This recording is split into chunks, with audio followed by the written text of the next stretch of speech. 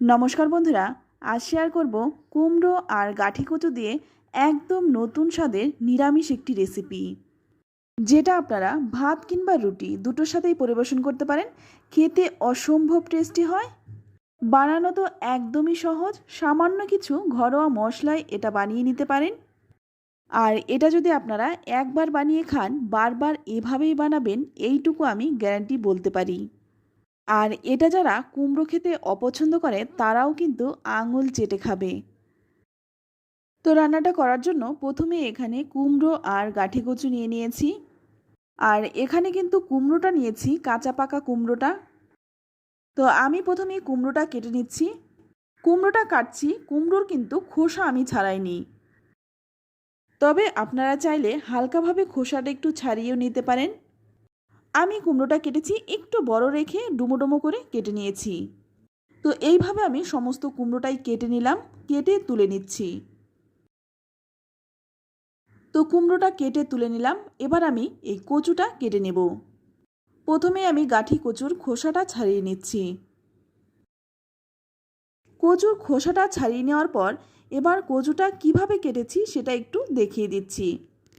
তো কচুর সামনে থেকে একটু ফেলে দিয়ে তারপর দুখণ্ড করে এবার আমি কচুটাকে একটু ছোট করে কাটছি। আমি কিন্তু কচুটা কুমড়োর থেকে ছোট করে কেটেছি, কারণ কুমড়োর থেকে কচুটা সেদ্ধ হতে একটু সময় লাগে।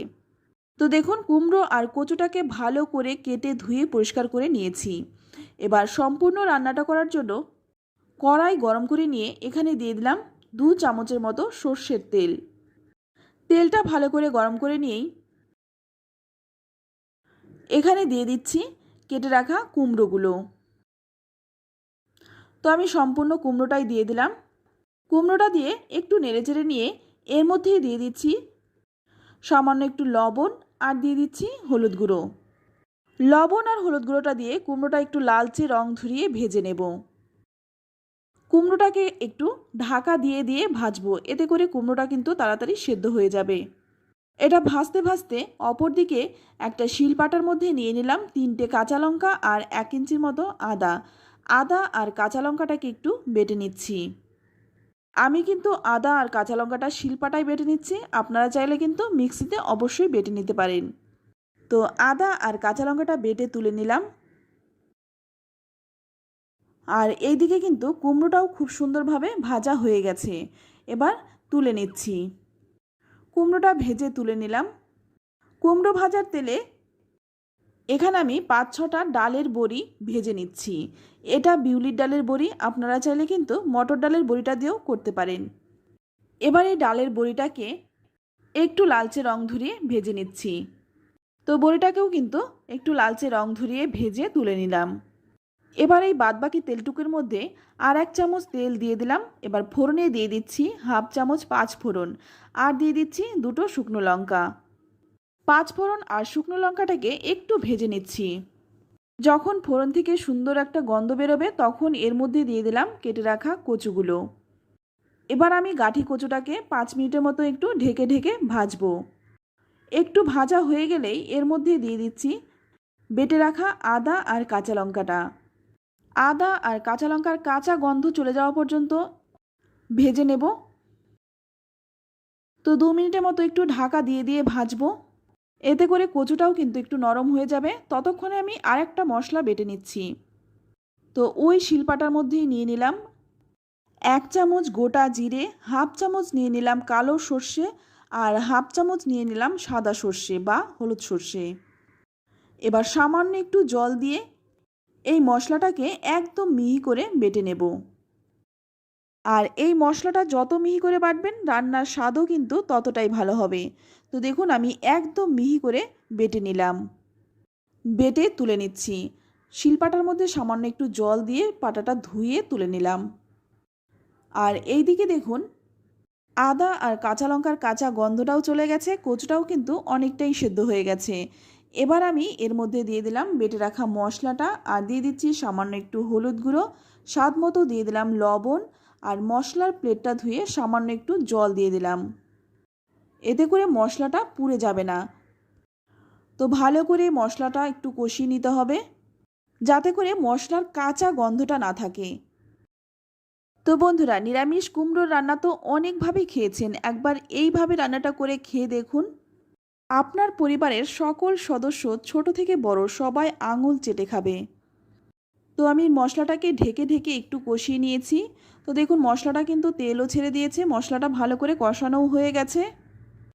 আর যে গাঠি কচুটা সেটাও কিন্তু 80%-এর মতো সেদ্ধ হয়ে গেছে। এবার ভালো করে একটু নেড়েচেড়ে মিশিয়ে নিয়ে ভেজে রাখা কুমড়োটা দিয়ে দিচ্ছি। কচুটা যখন 80%-এর মতো সেদ্ধ হয়ে যাবে তখন কিন্তু ভেজে রাখা কুমড়োটা দিতে হবে, নইলে কিন্তু কুমড়োটা একদম গলে মিশে যাবে।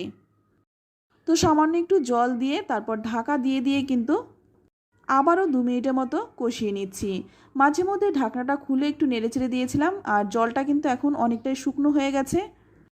যেহেতু কুমড়োটা আগে থেকে ভেজে নিয়েছিলাম তাই কুমড়োটাও কিন্তু অনেকটাই সেদ্ধ হয়ে গেছে। এবার এর মধ্যে দিয়ে দিচ্ছি গরম জল। আর রান্নার প্রথম দিকে কিন্তু জলটা একটু বেশিই দিতে হয়, এই জলটা কিন্তু পরে আর থাকে না। তো জলটাকে ভালো করে একটু নেড়েচেড়ে মিশিয়ে নিচ্ছি যাতে সমস্ত মশলাটা খুব ভালোভাবে মিশে যায়।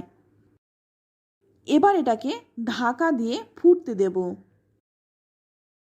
তো 2 মিনিটের মতো একটু ঢাকা দিয়ে ঝোলটা ফুটিয়ে নিলাম। এখন কিন্তু আর ঢাকা দেব না। এবার একটু নেড়েচেড়ে মিশিয়ে নিয়ে এখানে দিয়ে দিচ্ছি 1 চামচ চিনি। যেহেতু নিরামিষ রান্না তাই স্বাদটা ব্যালেন্সের জন্য চিনিটা কিন্তু অবশ্যই দিয়ে দেবেন।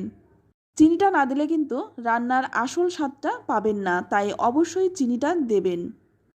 তো ভালো করে একটু নেড়েচেড়ে মিশিয়ে নিয়ে আবারও কিন্তু 2-3 মিনিটের মতো ফুটিয়ে নেব। তো 2 মিনিট পর দেখুন ঝোলটা কিন্তু অনেকটাই শুকিয়ে গেছে। এবার এর মধ্যে দিয়ে দিচ্ছি ভেজে রাখা বড়িগুলো, আর দিয়ে দিচ্ছি 3টে চেরা কাঁচা লঙ্কা। এই লঙ্কাটা দেওয়ার কারণে কাঁচা লঙ্কার ফ্লেভারটা ঝোলের সাথে মিশে যাবে, আর গন্ধটাও কিন্তু খুব সুন্দর হবে, খেতেও ভালো লাগবে। 1 থেকে 2 মিনিটের মতো একটু ফুটিয়ে নিয়ে নামানোর আগে এর মধ্যে দিয়ে দিচ্ছি 1 মুঠো ধনেপাতা। ধনেপাতাটা দিয়ে হালকা করে একটু নেড়েচেড়ে মিশিয়ে নিচ্ছি। এখন কিন্তু রান্নাটা একদমই হয়ে গেছে, এর থেকে বেশি শুকনো করব না। ঠান্ডা হওয়ার পর কিন্তু আরও শুকিয়ে যাবে। তবে যদি আপনারা ঝোল একটু বেশি খান সেক্ষেত্রে আরেকটু রাখতে পারেন। এবার গ্যাসের আঁচটা বন্ধ করে ঢাকা দিয়ে রাখবো যতক্ষণ না পরিবেশন করছি। তো বন্ধুরা, আমি একটু পরিবেশন করে দেখিয়ে দিচ্ছি। তো দেখুন দেখতে কতটা সুন্দর হয়েছে, খেতেও কিন্তু ভীষণই টেস্টি হয়। আর এটা কিন্তু আপনারা ভাত কিংবা রুটি যে কোনো কিছুর সাথে পরিবেশন করতে পারেন, খেতে অসম্ভব টেস্টি হয়। তো আপনাদের কাছে রিকোয়েস্ট রইল, আপনারাও একবার বানান, খেয়ে তারপর আমাকে কমেন্টে লিখে জানান খেয়ে আপনাদের কেমন লাগলো। ভালো লাগলে লাইক কমেন্ট শেয়ার করবেন। আর আপনি যদি আমার চ্যানেলে নতুন হয়ে থাকেন চ্যানেলটা সাবস্ক্রাইব করে নেওয়ার অনুরোধ রইল। আমি ভাতের সাথে খেয়েছি, আপনারা কিন্তু রুটি পরোটার সাথেও খেয়ে দেখতে পারেন, বা আমার মতো গরম ভাতের সাথেও খেতে পারেন। তো আজ এই পর্যন্তই, আবারও নিয়ে আসবো অন্য কোনো নতুন রেসিপি। ততক্ষণ সকলে ভালো থাকবেন, সুস্থ থাকবেন, আর সকলকে ধন্যবাদ।